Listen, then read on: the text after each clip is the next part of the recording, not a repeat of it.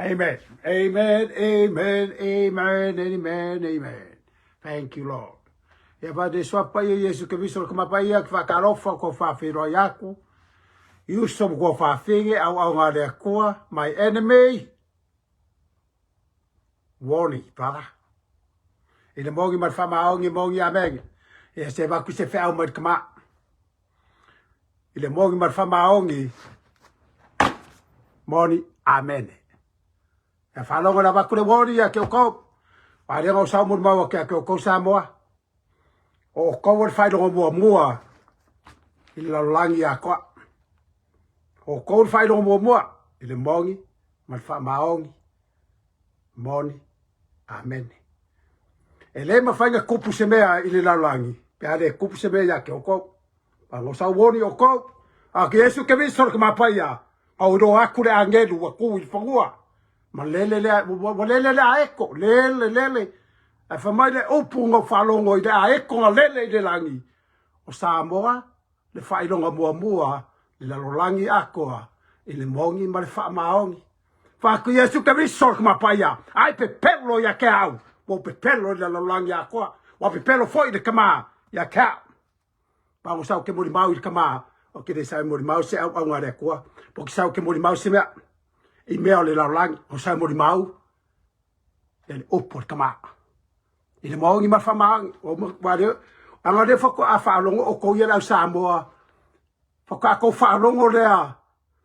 I upu o ko kala kwa ke o ko. Nga poloka ka ngaka la Facebook. Ya ke o ko. E fo wi ko fa longo. E fo foi. Ile la langi a ko upu o ki kau kala. Ile maongi ma fa maongi. E fo ya ke o ko ya. O ko uma yele nga ko upu vale mai lunga ile upu o mo ka ke o ko. Mai le upu ar kama. Le nga pa ia wa o me yo fe kala ya kwa le nga pa ia ya ke o ko. Ile maongi ma fa maongi. O ke le sabu ke pepelo skaka. O ke le ava pe o ke pepelo i la langi a ko. Ma le upu le ko wa pepelo foi de kama.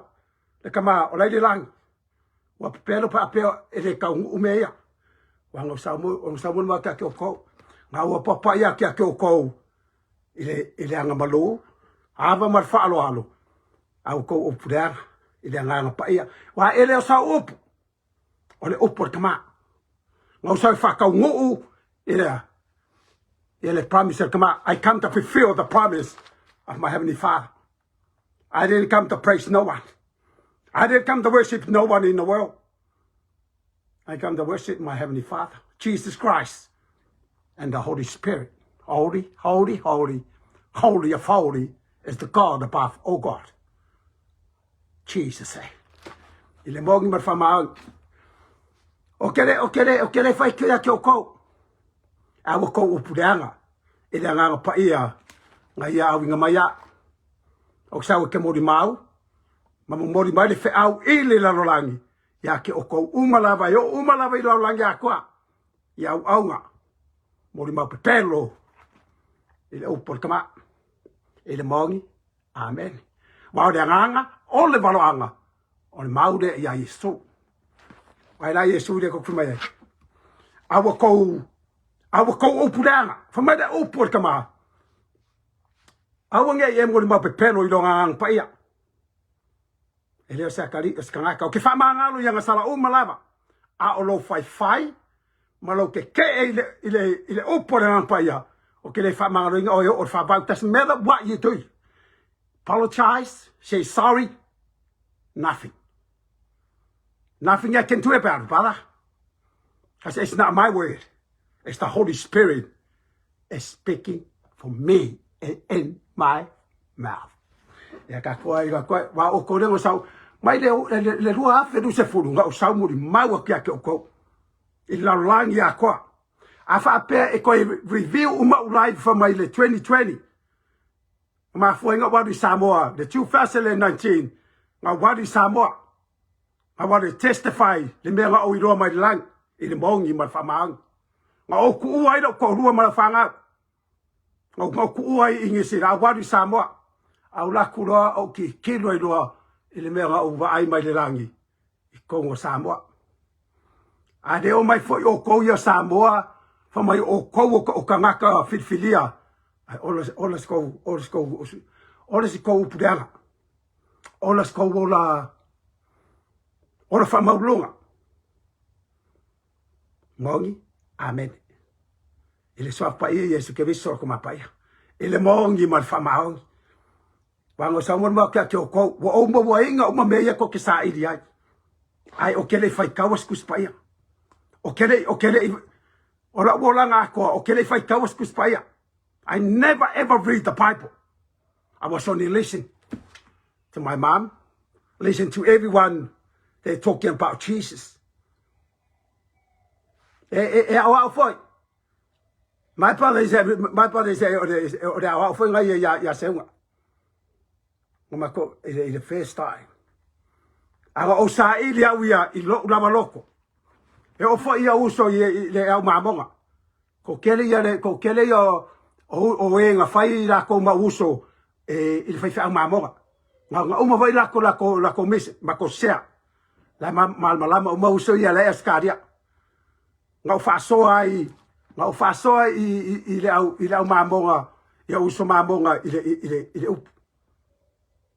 Wa ora ko nga fonga mai kia o me uma la ke mori mawai. O le kusi fuck what? Are you sure? I say yeah, it's in the book. What are you talking about? I okay lo faz kaus kuspaya. I okay lo uma me kongi. Mongi mal fa maong. Mongi amen. Ya ka kai o le fai o le abu pai le ba kia ko Samoa. Mo Samoa ma kia ko le lua afe du se fulu. Na palan ko. Nga Samoa foi, nga Samoa lava nga puai koko.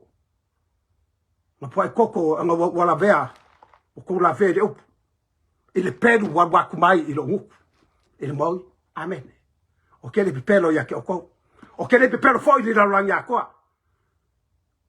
Po ai lava o sue. Ile kuspaya. Wai madesi kusi. Ai akar hitso. Mari kusira. Mari kusir kawan. O kele sa o ke mo mau si kawan. Ole kawan de ko kong fo I. O kele sa fa vi skaka. E kusape if you are Islam, you're a Muslim, I don't give a damn. I have to testify what is in heaven, brother. Au kanga umanga over aye le langi. Ole Muslim. Mongi mal fa maong. O fera ko poko. Pa ngo sa mo le poko mai o le poko o la poko o le poko kama. O sa wai I am the way, the truth and the life in the Father, brother. I am the light of the whole world. My Father said. O ko fa lo kama o pala au ya kyoko. O kari re I am.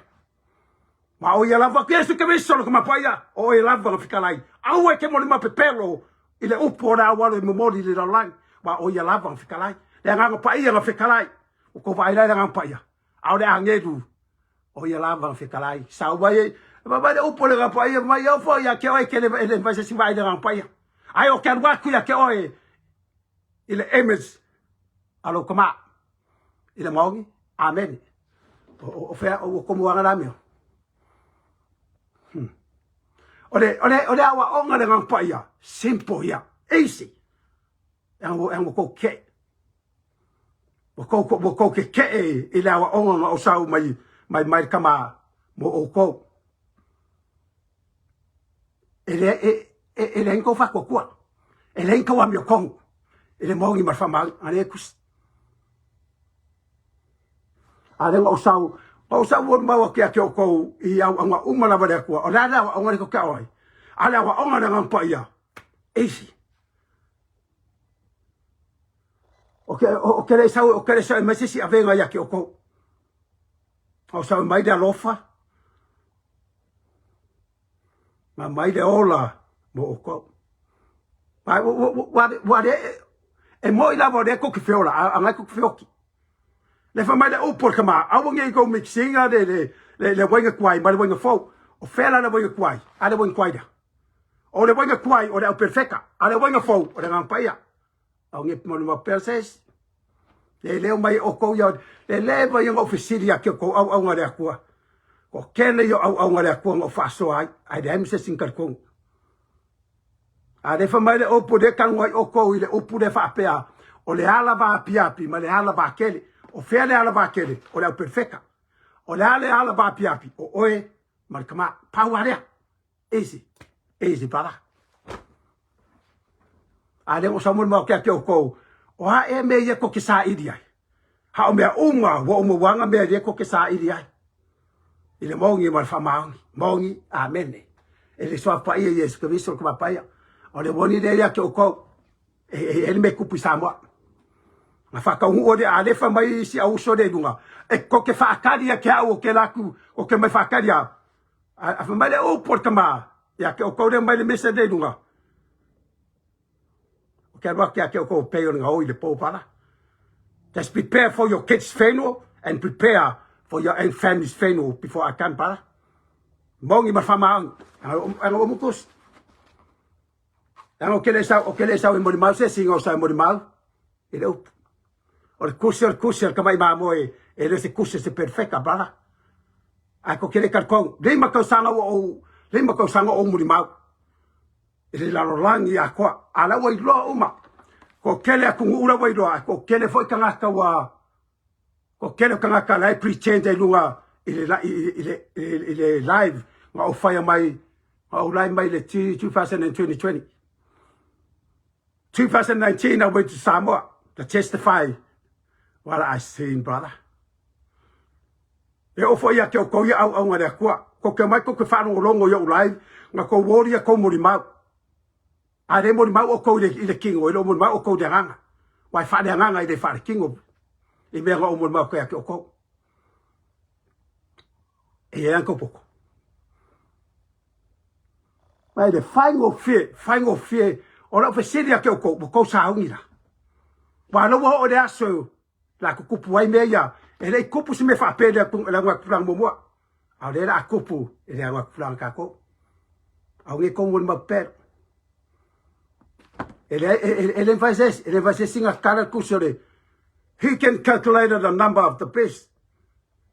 It's a lot of people that are talking about the mark of the beast. The mark of the beast, if the calculator is here, it's in the book. Now calculated the number of the beast in your own time think. It's the number is here. Who can calculate the number of the beast? 666. I done everything, brother.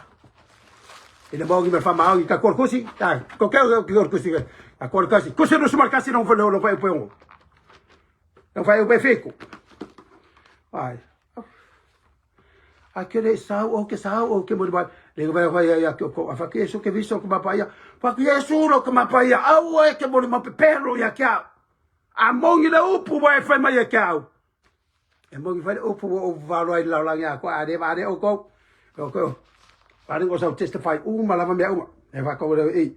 O lo ko mai lunga, e va de. Ya fa lo o ko de, fa lo o ko. Va de dia. O le manu malo, e maua e ia me uma. E fa ya o mo na tua, o ida ko ku. Who's your God? Hale? Vai de fa mai de va de.